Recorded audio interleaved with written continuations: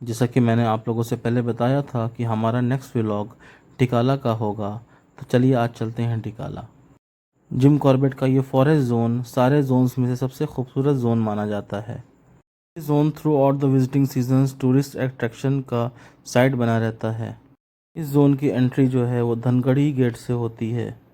Zone के अंदर ठहरने के लिए फॉरेस्ट रेस्ट हाउसेस भी बने हैं, जिसकी बुकिंग 1 से 2 महीने पहले कराई जाती है।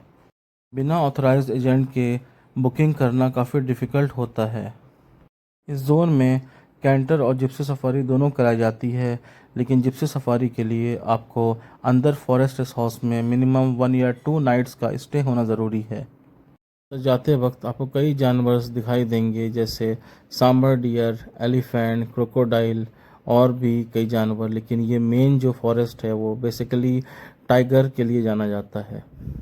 नवंबर से दिसंबर के मंथ में इस जोन में सबसे ज़्यादा टाइगर साइटिंग होने की चांसेस होते हैं। इस जोन में 4 फॉरेस्ट हाउसेस हैं: सुल्तान, गैरल, खिन्नानौली और ढिकाला। सबसे नज़दीक जो गेस्ट हाउस है वो आपका सुल्तान है, उसके बाद गैरल, उसके बाद आपका खिन्नानौली और ढिकाला आता है। ढिकाला फ्रेश में आपको डॉर्मेट्री और नॉर्मल रूम्स दोनों मिल जाएंगे। ढिकाला में जिप्सी सफारी के कंपैरिजन में कैंटर सफारी काफ़ी सस्ती पड़ती है। करंट रेट है वो 2200 से 2500 में आपको कैंटर सफारी मिल जाएगी, लेकिन आपको 1 नाइट स्टे के लिए ढिकाला के अंदर आपको 25,000 से 28,000 तक पे करना पड़ सकता है, जिसमें आपका दोस्त जिप्सी सफारी के चार्जेस और 1 नाइट स्टे का होटल का चार्ज सारे इंक्लूड होते हैं। एलिफेंट्स और डियर आपको ज़्यादातर जगह पे दिख जाएंगे, लेकिन टाइगर का स्पॉट होना एक लक की बात है। टाइगर एक शाई एनिमल है, वो बहुत ही लकीली आपको दिखेगा अगर कहीं आपने स्पॉट किया तो। ज़्यादातर वो मॉर्निंग सफारीज़ में या लेट इवनिंग सफारीज़ में स्पॉट होता है। ग्रासलैंड, माउंटेन और वाटर बॉडीज़ का जो कंबाइंड व्यू आता है वो आपको ढिकाला से अच्छा शायद और कहीं किसी फॉरेस्ट जोन में मिले आपको। इन वाटर बॉडीज़ के आसपास आपको ज़्यादातर एलिफेंट, बर्ड्स, डियर और क्रोकोडाइल देखने को मिलेंगे। ये जो आप सामने व्यू देख रहे हैं वो व्यू शायद आपको किसी और एफआरएच में जाके मिले। ये बहुत ही खूबसूरत व्यू आता है, अगर आप जाएंगे जो दिख रहा है उससे भी ज़्यादा खूबसूरत आपको प्रैक्टिकली दिखेगा अगर आप वहाँ पे राइड करेंगे तो। पहले यहाँ पे एलिफेंट की सफारी भी हुआ करती थी, लेकिन किसी रीज़न से वो बंद हो गई। कुछ ही दूर में आपको सामने घड़ियाल दिखाई दे रहा होगा।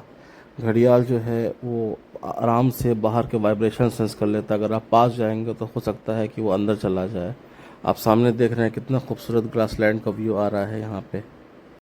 इस ग्रासलैंड एरिया की शूटिंग जो है वो काल मूवी में भी दिखाई गई है। जिप्सी सफारी का बस एक ये फ़ायदा है कि आपको सनराइज़ और सनसेट इस एरिया का आराम से मिलेगा, जो कि बहुत ब्यूटीफुल लगता होगा। मुझे जैसा कि लगता है कि ये तो दोपहर 2 बजे का टाइम है, तो हमने आपको इतना अच्छा व्यू दिखाया। तो इमेजिन करिए कि अगर आप अर्ली मॉर्निंग या अर्ली और लेट इवनिंग में आप आ रहे हैं तो कितना खूबसूरत व्यू आएगा इस वन का।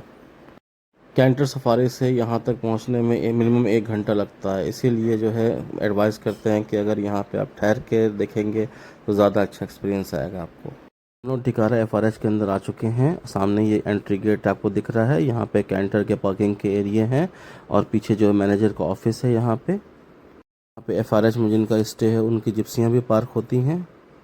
यहाँ पे कैंटीन भी है जहाँ पेमेंट बेसिस पे आपको फूड भी प्रोवाइड हो सकता है। हम चलते हैं कि ऐसे डेक पे जहाँ से ग्रासलैंड का व्यू जो है बहुत ज़्यादा खूबसूरत आता है।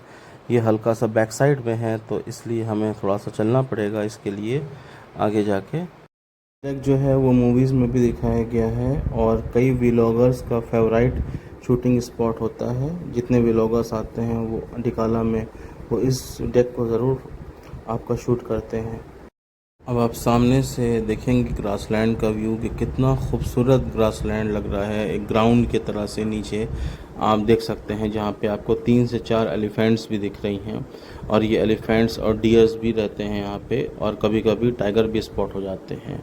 ये डेक जो है ये बहुत अच्छा व्यूइंग स्पॉट है, स्पेशली मॉर्निंग और सनसेट के टाइम पे। अगर आप इस एफआरएच में नाइट में स्टे करते हैं या एक दिन स्टे करते हैं तो मेरी एडवाइस ये है कि आप पावरफुल बाइनोकुलर्स भी ला सकते हैं, जिससे आप दूर दूर तक एनिमल्स को आराम से देख सकते हैं।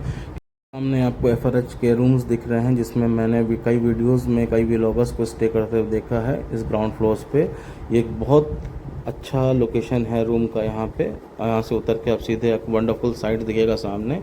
और हो सकता है कि ये जल्दी बुकिंग में मिलता भी ना हो, लेकिन अगर आप ऑथोराइज पर्सन से कांटेक्ट करें तो शायद आपको मिल जाए। इस एफआरएच में मंकीज़ भी काफ़ी हैं, और आप अपना फूड जो है अगर ओपन में खा रहे हैं तो देख के खाइएगा कि कहीं ऐसा ना हो ग्रैब कर लें आपसे।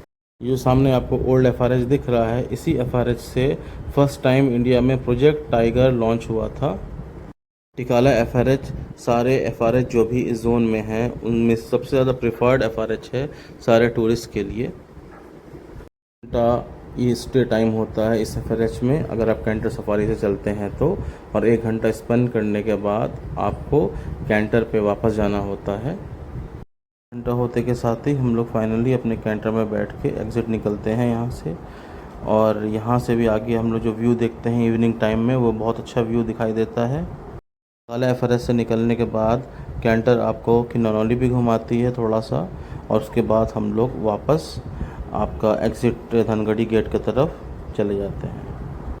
सफारी से 6 घंटे मिलते हैं आपको राइड के लिए, और आपका जिप्सी से आपको 4 घंटे मिलते हैं। इस तरह से हमारे टिकाला की सफारी एंड पे आती है, और हम लोग यहाँ से आपका एग्ज़िट करते हैं।